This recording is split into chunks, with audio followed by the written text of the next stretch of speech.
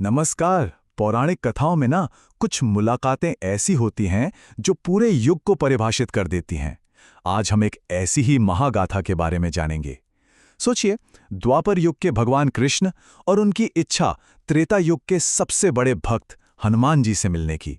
ये सिर्फ एक कहानी नहीं है, ये भक्ति, पहचान और कह सकते हैं दिव्यता के असली मतलब को समझने की एक यात्रा है। तो सवाल यही है जो इस पूरी कहानी का दिल है। जरा सोचिए, एक तरफ है ब्रह्मांड का सबसे तेज, सबसे शक्तिशाली दूत जिसे अपनी स्पीड और पावर पर पूरा घमंड है, और दूसरी तरफ है वो परम भक्त जिनकी पूरी दुनिया बस एक ही नाम में बसी है, राम। तो जब ये दोनों आमने सामने आते हैं तो आखिर होता क्या है? तो चलिए कहानी की शुरुआत करते हैं। बात है द्वापर युग की। जगह है द्वारका का वो शानदार महल। यहीं पर ब्रह्मांड को चलाने वाले भगवान कृष्ण के मन में एक बहुत ही, कह सकते हैं, एक असाधारण सी इच्छा पैदा होती है। एक ऐसी इच्छा जो समय और युगों की सारी सीमाओं को पार करने वाली थी। देखिए, त्रेता युग तो खत्म हो चुका था, लेकिन उसकी यादें, उसकी गूंज अभी भी बाकी थी।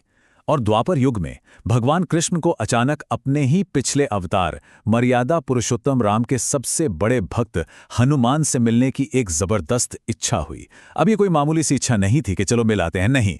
ये तो समझिए एक युग की आत्मा को दूसरे युग से जोड़ने की एक दैवीय पुकार थी। तो कृष्ण ने ये काम सौंपा अपने वाहन गरुड़ को, लेकिन हाँ, एक चेतावनी के साथ। उन्होंने गरुड़ को साफ साफ समझाया कि देखो, तुम किसी आम वानर से मिलने नहीं जा रहे। अरे, ये वो हनुमान हैं जिन्होंने बचपन में सूरज को फल समझकर मुंह में रख लिया था, जिन्होंने इंद्र के हाथी ऐरावत को एक खिलौने की तरह उछाल दिया था, और सोने की लंका उसे तो अपनी पूंछ से ही राख कर दिया था। और सबसे बड़ी बात, वो एक चिरंजीवी हैं, मतलब इस कल्प के अंत तक वो यहीं रहेंगे। और बस यहीं से कहानी में पहला ट्विस्ट, पहला टकराव शुरू होता है। ये सिर्फ दो ताकतों का आमना सामना नहीं था, नहीं, ये तो दो सोच का, दो विचारधाराओं का संघर्ष था।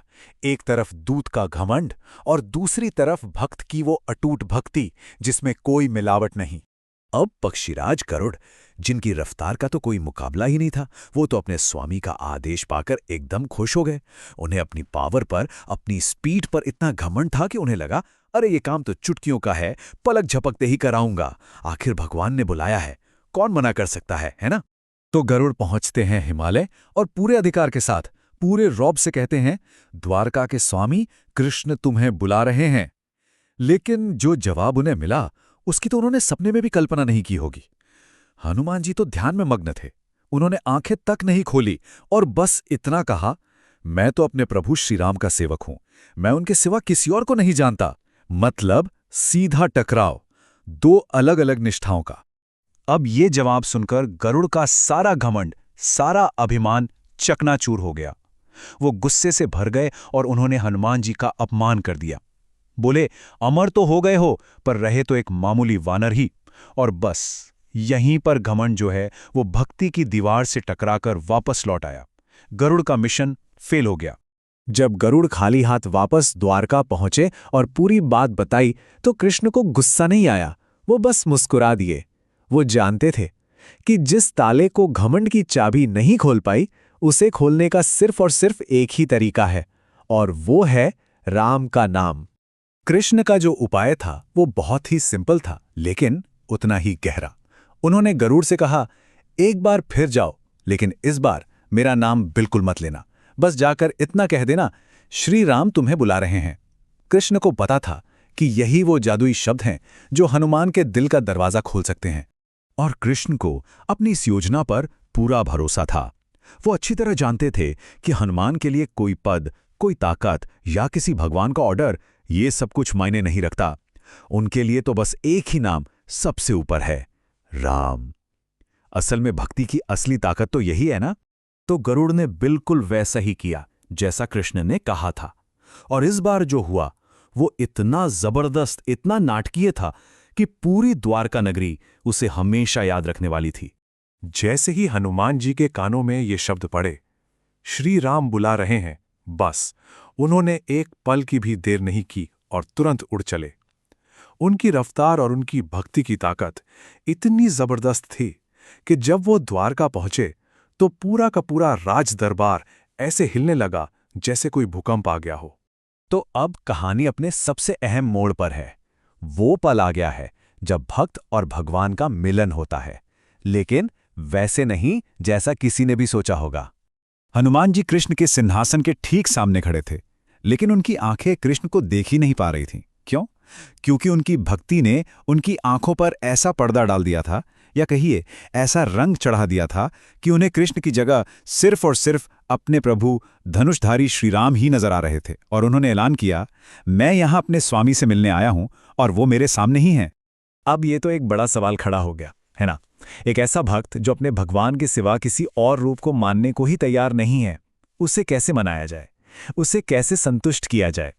और यहीं पर दिव्यता का सबसे खूबसूरत राज खुलता है। वो ये कि भगवान अपने भक्त के लिए खुद बदल जाते हैं। कृष्ण को यह एहसास हुआ कि हनुमान की इस अटूट भक्ति का सम्मान करने के लिए उन्हें खुद को हनुमान की नजरों के हिसाब से ढालना होगा, और उन्होंने फैसला किया अपने भक्त के लिए वो राम बनेंगे। और फिर वो पल आया जैसे ही कृष्ण ने अपना रूप बदला और श्री राम बन गए। हनुमान जी तो बस भाव से भर गए। वो तुरंत उनके पैरों में गिर पड़े और जाप करने लगे, श्री रामचंद्रम शरणम प्रपद्ये, जिसका मतलब है मैं भगवान राम की शरण में आता हूं। आखिर उन्हें अपने प्रभु के दर्शन हो ही गए थे। इस अद्भुत मिलन के बाद कृष्ण और हनुमान के बीच एक बहुत गहरी बातचीत हुई। एक ऐसी बातचीत जिसमें भक्ति का इनाम और आने वाले ब्रह्मांड के भविष्य का एक बहुत बड़ा वादा छिपा हुआ था। वापस अपने कृष्ण रूप में आकर वो हनुमान को समझाते हैं कि देखो, हर अवतार का एक अलग मकसद होता है। राम के रूप में वो एक पत्नी व्रता थे, सिर्फ एक पत्नी। लेकिन कृष्ण के रूप में वो 16,108 रानियों के पति हैं। अब ये जो फर्क है ना, ये यही दिखाता है कि ईश्वर हर युग की जरूरत के हिसाब से अलग अलग रूप लेता है। और यहाँ कृष्ण एक बहुत ही गहरी बात बताते हैं। वो कहते हैं कि एक भगवान के तौर पर मैं सबके लिए बराबर हूं, मैं किसी से भेदभाव नहीं करता। लेकिन जो भक्त मुझ पर अटूट विश्वास, अटूट भक्ति दिखाते हैं, उन पर मेरी कृपा, मेरी दया हमेशा थोड़ी खास होती है। और आखिर में हनुमान की इस बेमिसाल भक्ति का इनाम कृष्ण उन्हें एक ऐसा वरदान देते हैं जो किसी ने सोचा भी नहीं होगा। वो ऐलान करते हैं कि अगले कल्प में, मतलब जब ब्रह्मांड का अगला चक्र शुरू होगा, तब हनुमान को सृष्टि के रचयिता यानी ब्रह्मा का पद मिलेगा। सोचिए, ये किसी भी भक्त के लिए सबसे बड़ा, सबसे ऊंचा सम्मान था, कल्पना से भी परे। तो ये कहानी हमें आखिर में एक बहुत गहरे सवाल के साथ छोड़ जाती है।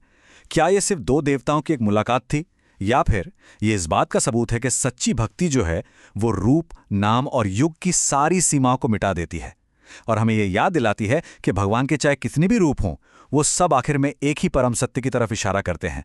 ये सोचने वाली बात है ना?